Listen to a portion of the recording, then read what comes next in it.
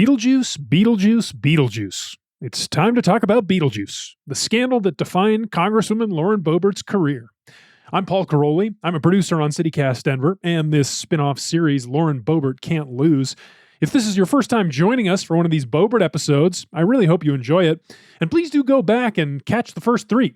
Only a couple more to go after this, including our interview with Boebert herself. But I'm super proud of this one. It's the story you think you know, but so much more than any of us even realized. Also, the music, Don Chicharron, Los Mocochetes, I mean, come on! On the morning of Monday, September 11th, 2023, Denver's most popular TV news anchor, Kyle Clark, got a juicy tip from a viewer. It was somebody in the orchestra who told me. Really? Yeah. It was somebody in the orchestra who told me and said, hey, Lauren Boebert got kicked out of a performance over the weekend. And my first thought was like, that's probably not true. I don't know. But if it is true, we should probably check it out. It was during the Sunday night performance of Beetlejuice the Musical at the Buell Theater in downtown Denver. The musicians were backstage during intermission, and word got around about someone who looked a lot like Congresswoman Lauren Boebert making trouble in row E. And then, a few minutes into the second act, they watched as security entered the dark theater to escort that woman out. Which at the end of the day, it's like, is it surprising that Congresswoman Boebert would be thrown out of a theatrical performance for some reason? No, not really. But like at the same time, I want to know why, right? You know, was it for talking too loudly? Was it for headbutting an usher? Like what happened, you know? Kyle and his colleagues at 9 News knew other local journalists were also chasing the story.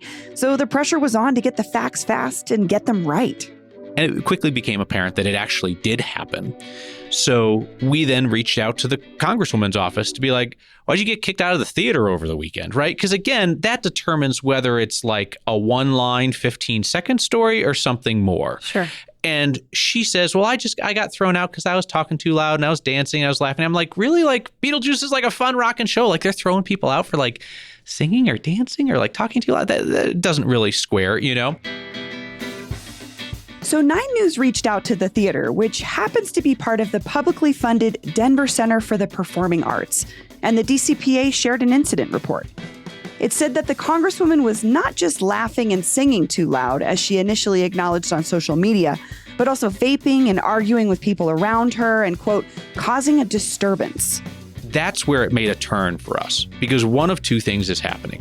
Either an elected member of Congress is lying about a taxpayer-funded agency, or, and I would think this is a bigger deal, a taxpayer-funded agency is lying about a member of Congress.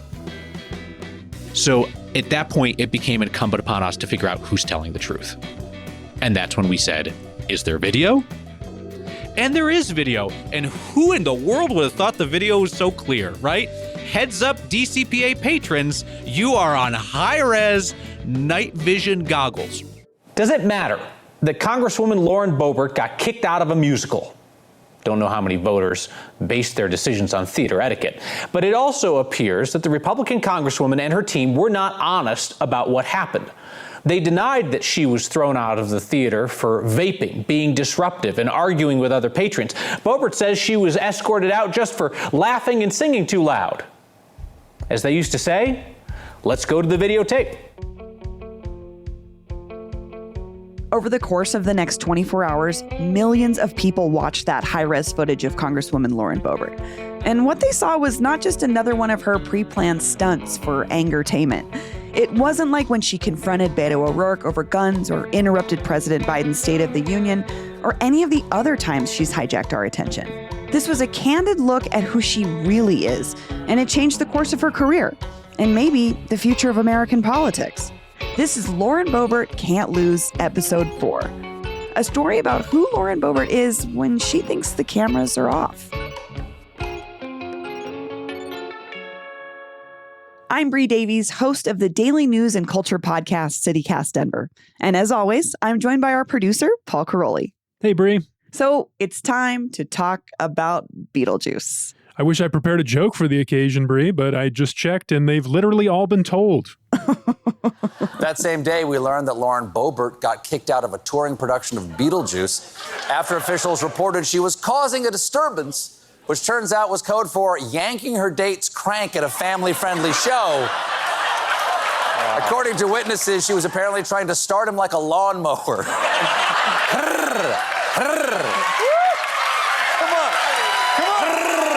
Okay. For real, stop. Okay. But jokes aside, I actually think that it's important that we start with what exactly is and what isn't in that video. Well, one thing that's not in the video is any audio, unfortunately. But what you can see is that it starts inside the theater with Boebert and her date before the performance. They're sitting right along the aisle, and there she is, clearly hitting her vape pen before the rest of the audience is even in their seats. The pregnant woman behind the congresswoman asks her to stop. She doesn't. Then, during the performance, Boebert's taking photos with a flash, and then she starts getting handsy with her date. She's touching him. He's touching her. None of it is appropriate for children. And then you can watch as the two security guards come down and ask them to leave. She looks flustered as they're walking out. She sticks her finger in one guard's face. And again, no audio, but thanks to the theater's incident report, we know that she asked them, quote, "Do you know who I am?" and threatened to call the mayor. The last thing you see as she walks out of frame into a Denver night is her date giving her a twirl.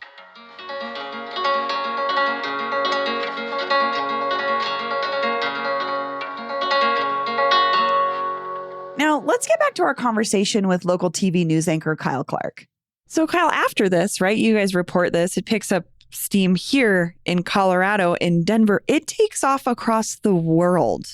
Like the Daily Mail was reporting on this. What did you think when this happened? It didn't surprise me, right? Because she gets clicks. I was disappointed to see that the fixation was on the physical back and forth with her and her date, as opposed to the fact that she had lied to the public about her behavior and how she had treated folks at the theater. I guess I understand why there was a fixation on the physical stuff, you know, her groping him groping her. I'll be honest with you, when I watched the video, I didn't even notice her groping him because it wasn't something that I was like looking for or looking at. It was obvious that he was groping her because you couldn't unsee it. It was right there in front of things, you know, and it was something that we kind of obliquely acknowledged in our reporting because you can't ignore it. But like, that's not the point of the whole, you know, why this matters. So it discouraged me, but it didn't surprise me that that became the public focus going forward. Interestingly, though, I think that aspect of it is what became more of an issue for her in the end.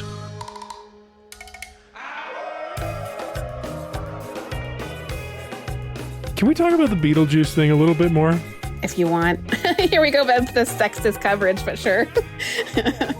Who is this, Paul? Her name is Savannah Wolfson. But the reason I found her was that I wanted to know if Kyle was right, basically. Was it the groping that hurt Boebert politically here? Or was there something else about this whole Beetlejuice affair that actually bothered her supporters? Savannah was an enthusiastic volunteer on Boebert's first congressional campaign. Yeah, what was your experience of that whole thing? It was a sort of like, oh my gosh. And was she set up? I don't know. Savannah was the treasurer for the Routt County Republicans when she first got to know Boebert. This was back in 2019 and 2020 when Boebert was running her first race for Congress. And at that time, Boebert was a breath of fresh air for the conservatives like Savannah in western Colorado, especially around the liberal mountain town of Steamboat Springs. We often got frustrated with candidates like Cory Gardner, who a lot of times wouldn't join us because they were afraid of being picketed, as would happen. But Lauren liked being picketed. You know, she just thought like a little bit of controversy isn't going to hurt us. It just puts us on the front page and we get more name recognition. And I was like, okay, I'm here for that because I'm really tired of our candidates ignoring Steamboat just because they can't win Steamboat. So we were hoping that she would fight for us in that way in Washington. After Boebert's election, the state government changed Colorado's congressional district map, and Boebert technically didn't represent Savannah anymore, but they were still friends of friends, and she felt invested in Boebert's career. And as her family life started to fall apart completely and her boys started falling apart completely, I just saw her spending less and less time with them, and I figured, you know, I'm a mom. So to me, I would have prioritized being there for my kids when they were going through some really difficult things. And I don't want to drag them through the mud. They're just kids. But as a mom, like I would have been there. As we discussed earlier in this series, Lauren met her now ex-husband Jason when she was 16, and they eventually had 4 kids. There's lots of stories floating around about their marriage, but it's mostly unfounded rumors.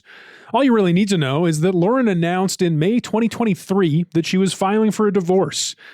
And that's around the time Savannah started seeing something new pop up on the Congresswoman's Facebook page.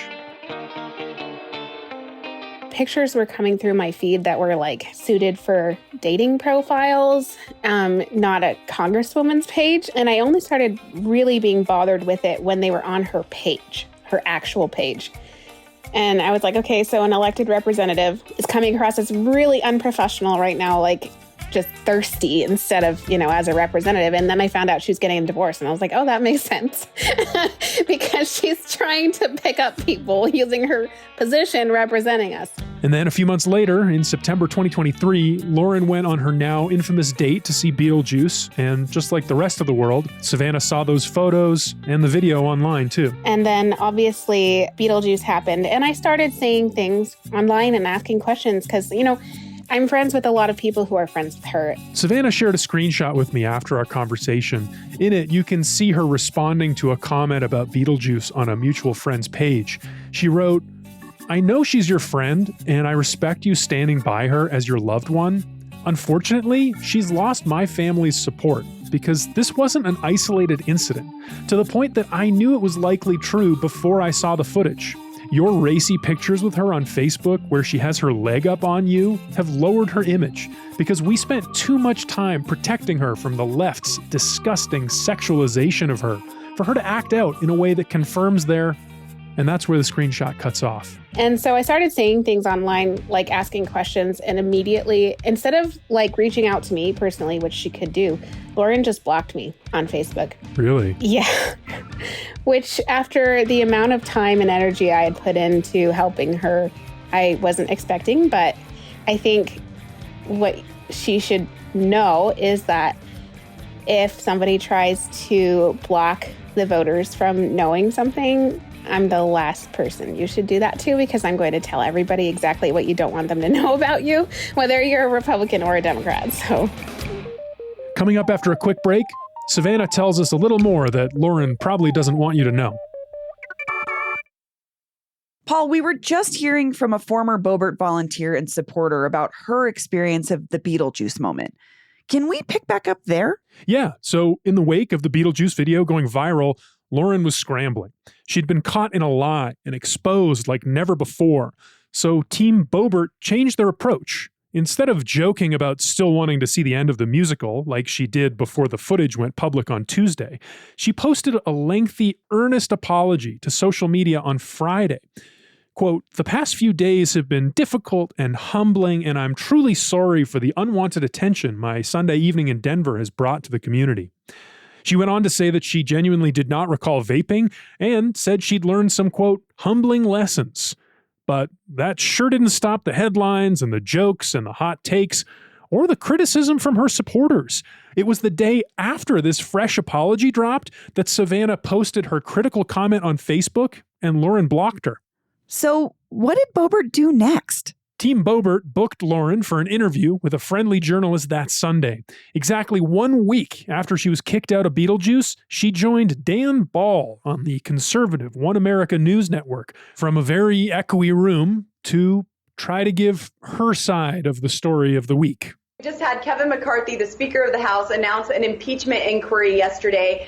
We're facing a government shutdown and trying to fund the federal government. We have a wide open southern border. We have Zelensky threatening to send refugees here. And what's the top story? Lauren Boebert getting kicked out of the Buell Theater in Denver, Colorado. That's what the media does. It's what the media does. But when the friendly anchor asked his one real question, she still didn't address what was actually going on. So yes, what went down? I was a little too eccentric. I'm very known for having a animated personality, maybe overtly animated personality. I was laughing, I was singing, having a fantastic time, was told to kind of settle it down a little bit, which I did. But then my next slip up was taking a picture of you can't take any images of the play. I've done it too. I've snuck them. Right. So you got thrown out because you took a pic and you weren't supposed to. Here's my whole thing. There was no arguing. There's reports saying that I was arguing, threatening to call the Denver mayor. I don't know why I would ever call the Denver mayor. I think he would have tried to lock me up. Yeah. Remember, this bit about her threatening to call the mayor of Denver was a direct quote from the theater's incident report, which was filed before the story went public. Also, for good measure, I checked in with the mayor's office and his spokesperson texted back 3 laugh cry emojis and said there's no chance the mayor would have locked her up. Quote, "He's not a dictator." There's reports saying I was on the board of something. I don't know what I'm on the board of. I'm on the edge of a lot of things, let me tell you. But well, probably the people that complained, here's what I'm thinking. You're in Denver, Lauren. It's very liberal. The people that complained to the ushers that you were being noisy could have recognized you and been like, oh, that's that MAGA girl. Yeah, exactly. You know how they are. Congresswoman Lauren Boebert, I think you explained it well enough and the mainstream media can take a fly-in. You take care. Have a good day. Appreciate you. Thanks so much. Bye, Dan. Yep. It had been only 5 days since Kyle Clark broadcast the surveillance footage, and the story had grown into something way bigger than the political scandal of the week. It was a national media sensation. The day after the OAN interview aired, TMZ even sent a reporter to catch Boebert at the airport on the way back into D.C. Congresswoman, I know it's been a rough week. Or has it been? It's always hard whenever there's gravity put on the voters. TMZ reported this interview with the headline, quote, "Theater guy ain't getting a second date because, quote, he's a Dem." But TMZ wasn't the only outlet to go digging around this guy. It was the New York Post that first reported that his name is Quinn Gallagher and that he owns a bar in Aspen. Ultimately, all future date nights have been canceled, and I learned to check party affiliations before you go on a date. But all in all, it was mostly a lovely time, and you can hear her struggling with the same tired talking points. Would love to know how the musical ended, but nothing had worked so far, and there wasn't much more she could say. So how are the voters taking it? How are the voters taking it right now? Are they understanding at this moment? Yeah, there's a lot of folks who are certainly understanding, and they understand that it was a part of my personal life, my private time, something that I rarely indulge in, and yeah. And when you say... But not all her supporters felt that way. Former Boebert campaign volunteer Savannah Wolfson just heard another lie. So, for example, pictures of her and that guy have been coming through my feed for months before this. She had that interview with TMZ where she said, well, I learned that you should probably look up your first date's party affiliation or something. She said something like that. And I was like, that was not your first date. You deliberately said it like that so you could say, well, I didn't say it was my first date. But she says things implying what she wants you to believe now and just tells herself she's being honest. But she was really dishonest. And as far as like the actual groping or whatever, it's a dark theater. Like, I just feel like if it was a man, like people wouldn't have that much of an issue with it. But I do think she needs to be more careful as a congresswoman. My big thing was the way she was like screeching at the security guard. I thought that was like, he's doing his job. You are being disruptive. And we have a party that believes in order and respecting employees who are doing their jobs and people who are trying to uphold the law. And then the biggest thing, okay, maybe it's not the biggest thing. There's a lot of really big things here. But the Lauren I knew back in the day would never turn and say, do you know who I am? That is a huge change in attitude. She turned to him and said, do you know who I am? I'm going to call the mayor on you. And it's like, yes, we all know who you are, but we put you there, okay? We put you there. You've forgotten who we are. And your job is to represent other people, not lord it over them. 3 months after Beetlejuice, Boebert posted a video to social media. It was just a few days after Christmas in the media dead zone before New Year's Eve. Hey everyone, I hope you had a great Christmas with your family and loved ones. I hope it was full of laughter and joy. After all, joy is not just a suggestion, it is our battle plan. She's sitting alone in what looks like her kitchen. Now for this video, let's get right to it. Today, I am announcing my candidacy for the 2024 Republican nomination to represent Colorado's 4th Congressional District in the United States House of Representatives. To those of us who were paying attention during the holiday break, it was a shock to hear that she wanted to switch districts, but you could see the logic to it. She was moving to the opposite side of the state and the opposite side of the Rocky Mountains to what we call Colorado's Eastern Plains. It's a much more conservative district where the Democratic Party is mostly a non-factor, where all a Republican like her would have to do is win the primary. Then it's kind of a can't-lose situation. It's the right move for me personally, and it's the right decision for those who support our conservative movement. This is the right move for Colorado, for us. But it was still jarring because Lauren represented so much about Western Colorado and Colorado's 3rd congressional district. She fell in love there. She raised her kids there. She started a business there. Her friends, her family, her supporters, her life, almost all of it was there. This announcement is a fresh start following a pretty difficult year for me and my family. I had never been in politics before, and I'd never been through a divorce, something I never intended to go through. I've made my own personal mistakes and have owned up and apologized for them. It's tested my faith, my strength, and my abilities, both as a mom and a congresswoman. It's been humbling and challenging, but it's also given me perspective and helped me grow. But this is still Lauren Boebert after all. And you know that somehow she was going to make it about owning the libs. Since the first day I ran for public office, I promised I would do whatever it takes to stop the socialists and communists from taking over our country. That means staying in the fight. But it also means not allowing Hollywood elites and progressive money groups to buy the 3rd district, a seat that they have no business owning. What she didn't say is that in the months since Beetlejuice, the Democrat who almost beat her in 2022, Adam Frisch, had been putting up huge fundraising numbers. At one point, people had donated more money to his effort to unseat Boebert than all but 2 other House races across the whole country.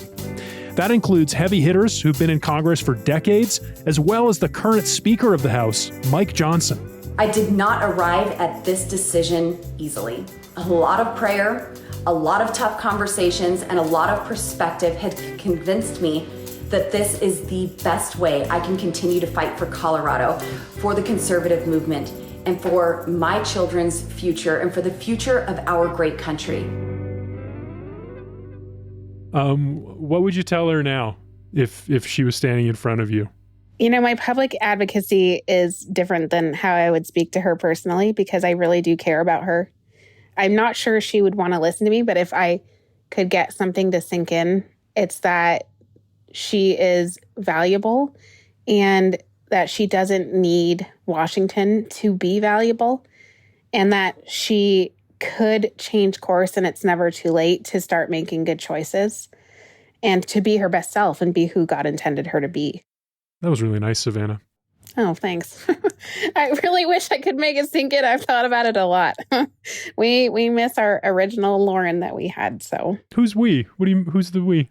My friends and I talk about it all the time. All of our mutual friends. A lot of them I met because I was helping with the rallies. So like volunteers, I've made lifelong friends as a result of Lauren's original campaign. And we talk about it all the time. We lost a friend and I'm just worried about her. You know, we're all just sad.